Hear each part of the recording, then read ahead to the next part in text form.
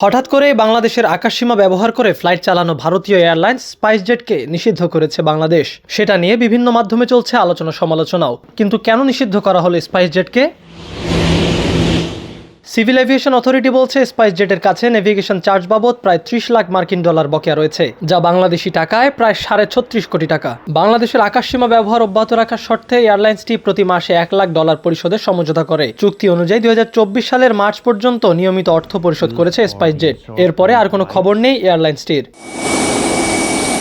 স্পাইসজেটের এক মুখপাত্র ভারতীয় গণমাধ্যম পিটিআইকে জানান, নেভিগেশন চার্জ ও অন্যান্য অপারেশনাল বিষয় নিয়ে বাংলাদেশের সঙ্গে নিয়মিত আলোচনা চলছে। এগুলো এভিয়েশন সেবায় খুবই সাধারণ বিষয়। দ্রুত সমাধানের জন্য আমরা গঠনমূলক আলোচনা চালিয়ে যাচ্ছি।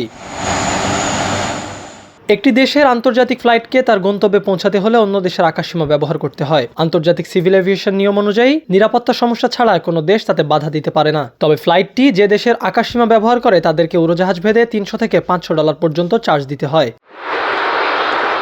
কিন্তু একটি দেশের অভ্যন্তরীণ ফ্লাইট কখনোই অন্য দেশের আকাশসীমা ব্যবহার করতে পারে না। এই ঘটনা পৃথিবীতে বিরল হলেও বাংলাদেশে তা খুবই সাধারণ। ভারতীয় বিভিন্ন এয়ারলাইন্স এক রাজ্য থেকে অন্য রাজ্যে যেতে হরহামেশাই ব্যবহার করে বাংলাদেশের আকাশ।